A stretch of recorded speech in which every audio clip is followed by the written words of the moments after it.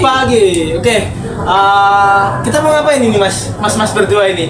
Kita mau bedah buku. Oke, kita kembali lagi di acara rutinan ya, acara yang selalu diadakan sama Semanggi University, yaitu bedah buku. Oke, kita sudah bersama satu yang ini sudah nikah, ini belum nikah ya. Jadi satu bapak-bapak, yang satunya mas-mas muda. Mungkin bisa diperkenalkan dulu dengan mas siapa? Bapak siapa? Dengan mas siapa?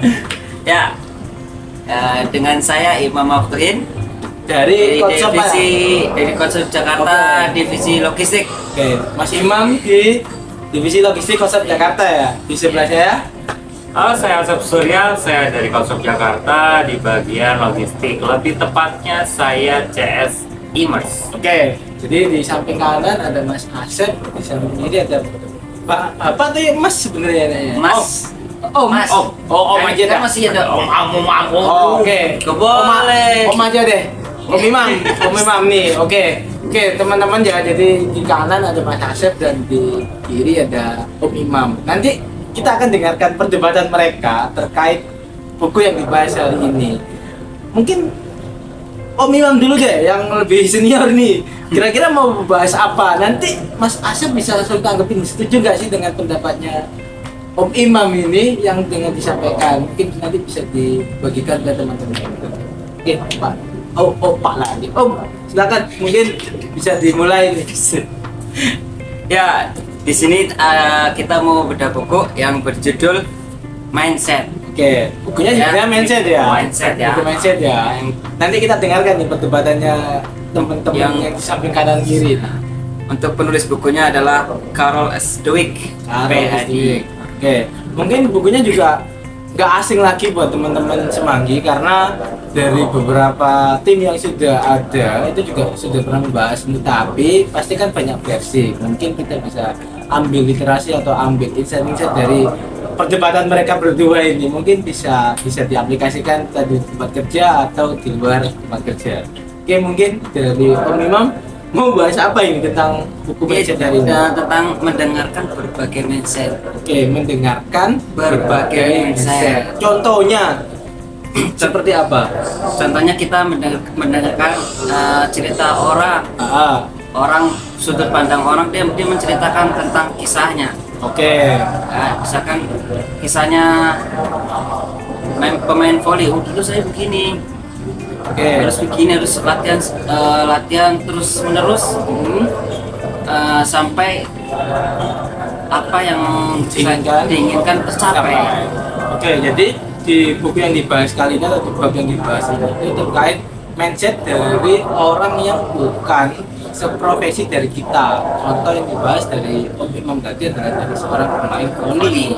Nah, apa sih yang didapatkan dari teman-teman voli itu? Atau mungkin Mas Asep punya pandangan lain nih terkait apa yang disampaikan teman Om Imam? Oke, kalau misalkan dari saya, dari judulnya ya, kita untuk judulnya ini adalah mendengarkan berbagai macam mindset. Yang dimana kalau misalkan menurut saya sendiri seperti halnya sebuah rumus matematika. Dimana rumus matematika itu satu rumus tapi bisa diaplikasikan dengan berbagai macam cara. Oke. Contohnya seperti itu. Jadi maksudnya itu seperti ini, apa tuh kalau misalkan kita ada sebuah kasus, cuman kasusnya ini bisa bercabang gitu.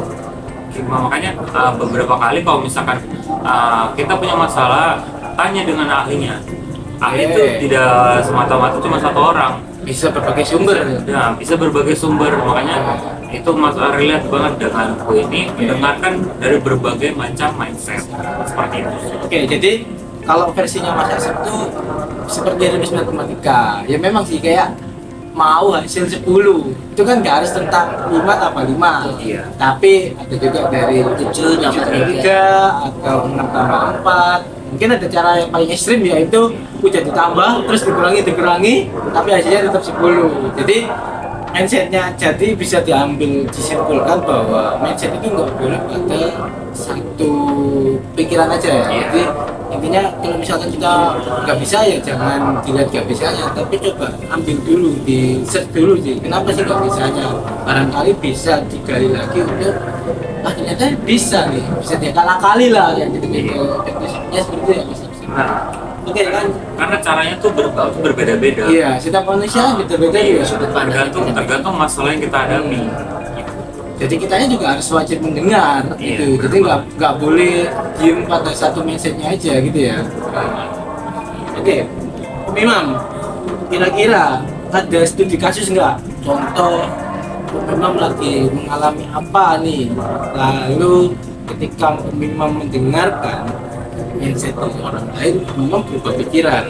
Mungkin bisa di-share ke teman-teman semanggi. Nanti mungkin Mas Asep bisa kasih tambahannya kayak gitu. Apa sih apa malah Om Imam gini Mas Asep? Enggak kayak gitu. Mungkin bisa dikasih ini ke teman-teman. Ada cerita untuk ini sudut pandang ya tentang pertemuan mindset juga. Waktu saya pernah debat tentang agama lah. Oh, ini. Tentang agama, tentang mindset tetap. Dia menurut dalam menurut dia harus begini. Okay. Tapi menurut pandangan saya enggak gitu. Oke. Contohnya apa ya? Contohnya lupa lagi apa. Jangan ke agama, mungkin bisa lebih ke apa ya, bacaan aja ya, biar kalau sudut pandang tentang agama ini Luas, sangat Luas. ya luas ya. Nanti takutnya teman-teman punya pandangan lebih lain, nanti kita jadi harus klarifikasi, mohon maaf ini nanti. Itu lebih ke tempat kerja aja sih, jangan bahaya. Mungkin teman-teman yang lebih relate aja nih, kan Om Imam sama Mas Asep ini kan satu divisi, cuman beda di job desk-nya. Nah, mungkin bisa apa ya? Bisa sharing lah ke teman-teman gitu. Ya, harusnya mindsetnya berbeda-beda. Tapi untuk misalkan kembali untuk tujuan, intinya tujuannya kita, walaupun mindsetnya berbeda, yang penting ingat tujuan kita. Tujuan kita apa? Ya kan? Kalau misalkan dikejar tujuan kan target dan meminimalisir kesalahan. Kalau misalkan di pengiraan, kan gimana cara meminimalisir kesalahan, salah kirim, kurang kirim, tentang jangan berpaku pada misalkan ada yang ceker juga itu kadang manusia, kadang ada namanya juga manusia, hilaf salah juga ada. Intinya tuh sama untuk mencapai tujuan bersama itu care, peduli, ada rasa peduli, saling cross check bareng-bareng. Jangan terpaku misalkan ceker udah diceker, jangan sampai menyalahkan satu udah diceker, nggak bisa begitu. Nah, kita di sini adalah tim, ya kan? Teamwork, salah satu salah semua, baik satu Baik semua. selalu baik semua. Begitu. Setuju nggak Mas Asep dengan pendapatnya Mas Imam terkait mendengarkan masalah ini di luar konteks ya, menurutku ya. Itu di luar konteks. Di luar konteks ya. Cuman Mungkin begini. mungkin Mas Asep bisa bantu nih jelasin. Mungkin kalau misalkan spesifik itu seperti ini, karena kami berdua ini kan logistik. Untuk mendengarkan berbagai macam aspek ketika kita sedang melakukan diskusi terkait sebuah packing. Ya dimana terkadang itu ada sebuah orderan yang dimana tuh dia tuh pesan dua jenis yang berbeda namun banyak. Makanya kita makanya kita harus melakukan diskusi ini kira-kira baiknya gimana, dia di atas kah, di bawah, atau di jadi satu atau jadi terpisah gitu. Makanya relate-nya dengan buku ini ya dari beberapa macam orang yang ada di gudang itu semuanya bersuara yang enak tuh seperti apa. Makanya muncullah berbagai macam mindset atau itu ya pendapat ya. Jadi jadi ini Om Imam, kalau versinya Mas Asep itu lebih kayak gini. Contoh kasusnya adalah ada kiriman sebelum, ya kan? Lalu Mas Om Imam sebagai PIC-nya pengiriman bilang kayak gini, wah ini nggak bisa selesai di satu hari yang sama karena ada 10. Namun karena kita belajar untuk mendengarkan, meminta pendapat ke rekan-rekan yang lain. Contoh Mas Asep, Om ini aja, ya kan ada 10 nih, kita filter lagi deh yang sekiranya bisa dihandle di pagi hari sama siang, atau kita ambil jarak tempuh gitu, yang dekat dulu yang dikirim lalu yang jauh, atau sebaliknya. Nanti dari temen yang lain pasti akan punya pendapat. Nah, namanya mendengarkan, Om juga nggak boleh tutup dengan pendapatnya mereka, karena pendapatnya mereka bisa jadi lebih benar ketimbang pendapatnya sendiri. Makanya di buku yang dibahas kali ini mendengarkan berbagai mindset. Nah, mindsetnya Mas Asep bisa. Kenapa? Aku dulu bisa 10 gitu. Salah juga bilang, oh bisa 10, 15 aja sehari aku selesai. Nah, kita yang sebagai pelaksana atau orang yang melaksanakan, ya kita nggak boleh tuh menutup diri kita dengan mindset dari orang-orang, karena mindset dari orang-orang kadang bisa membangun untuk kita sendiri gitu kan. Ya bener kayak gitu kan.